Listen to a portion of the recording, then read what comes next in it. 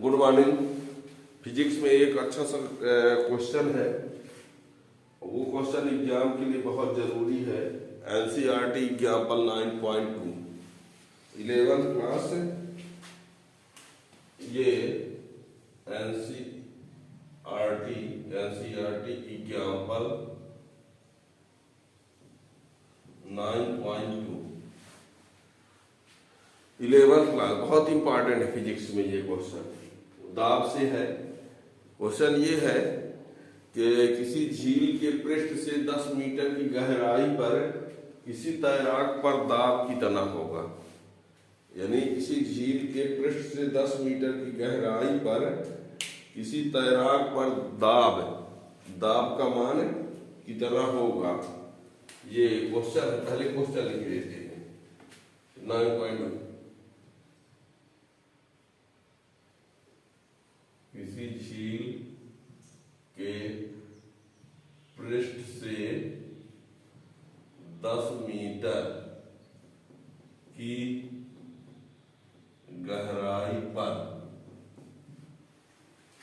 किसी झील के पृष्ठ से 10 मीटर की गहराई पर किसी तैराक पर दाब कितना होगा। ये प्रश्न है। किसी झील के पृष्ठ से 10 मीटर की गहराई पर किसी तैराक पर दाब कितना होगा। ये एक झील, ये ले लो, ठीक। कोई तैराक यहां पर है, ये कितनी गहराई पर है, 10 मीटर की गहराई पर है ना। तैरने वाला कोई आदमी, वो आदमी का चित्र हम नहीं बना सकते, है ना। तो 10 मीटर की गहराई पर है। कितनी गहराई पर है, 10 मीटर की गहराई पर है। पूछा गया है कि किसी झील के पृष्ठ 10 मीटर गहराई पर तैराक पर दाब कितना होगा। ये प्रश्न है, बहुत अच्छा क्वेश्चन है। तो यहाँ पर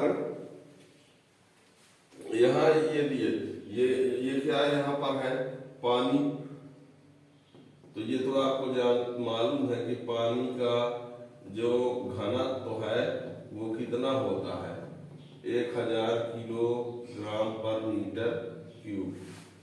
गुरुत्वाकर्षण, पानी के घनत्व को हम इंडिकेट कर दें किससे, रो से, या कि फिर डी से। डी लिख दो चाहे रो लिख दो। और कितनी गहराई पर है, ये h बराबर 10 मीटर की गहराई पर है। g का मान 10 मीटर पर सेकंड स्क्वायर ले लिया जाएगा, त्वरण का मान। तो यहाँ पर देखिए एक तैराक है, वो झील पर पृष्ठ से कितनी गहराई पर है, 10 मीटर की गहराई पर है। अब इसमें पानी भरा हुआ जल, तो पानी का घनत्व कितना होता है, 1000 किलोग्राम पर मीटर क्यूब है यहाँ पर, है ना। और ये कितनी गहराई पर है, तो 10 मीटर की गहराई पर है। गुरुत्वाकर्षण कितना लिया जाता है, 9.8 ले लो चाहे 10 ले लो, हम सुविधा के लिए 10 ले लेते हैं। तो यहाँ पर तैराक पर दाब कितना होगा, तो दाब का मान यहाँ निकाल दो, वायुमंडलीय दाब और यहाँ के दाब को मिला के तैराक पर कुल दाब कहलाएगा, ठीक है ना। दाब का सूत्र होता है, दाब P बराबर होता है dGH। तो इस द्रव के द्वारा इस पर दाब कितना होगा, ये होगा। द्रव के द्वारा इस पर दाब कितना होगा, ये होगा। और यहाँ वायुमंडलीय दाब भी काम करेगा, तो तैराक पर कुल दाब जो होगा वो इतना होगा प्लस वायुमंडलीय दाब। तो एक दाब तो ये है। अब वायुमंडलीय दाब जो होता है, वायुमंडलीय दाब PA, वायुमंडलीय दाब को PA मान लिख दीजिए। तो ये इसका मान होता है 0.5 × 10⁵ न्यूटन पर मीटर स्क्वायर। तो ये इस सूत्र से इसके हेल्प से एक दाब आएगा। अब वायुमंडलीय दाब का मान ये होगा, और दोनों को जोड़ देंगे तो वो जो होगा वो तैराक पर दाब का मान आ जाएगा। क्या कहा हमने, तैराक इतनी गहराई पर है, पानी का घनत्व इतना होता है, गुरुत्वीय त्वरण का मान इतना होता है, तो पानी के द्वारा तैराक पर दाब इस सूत्र से ला लेंगे और वायुमंडलीय दाब भी इतना काम करेगा, तो तैराक पर कुल जो दाब का मान होगा ये प्लस ये होगा और हल कर देंगे आंसर। ठीक है ना। तो देखिए यहाँ पर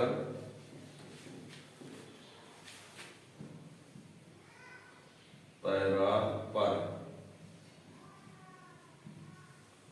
कुल दाब बराबर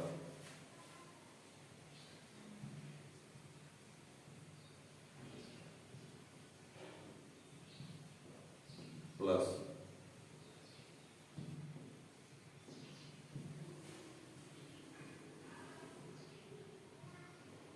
आरोपित दाब।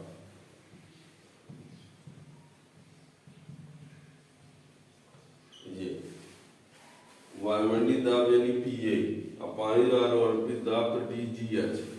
अब इसका मान कितना होता है, 1.01 गुणे 10 की घात 5 और ये D 1000 G 10 H भी 10। ठीक है ना। तो ये हो गया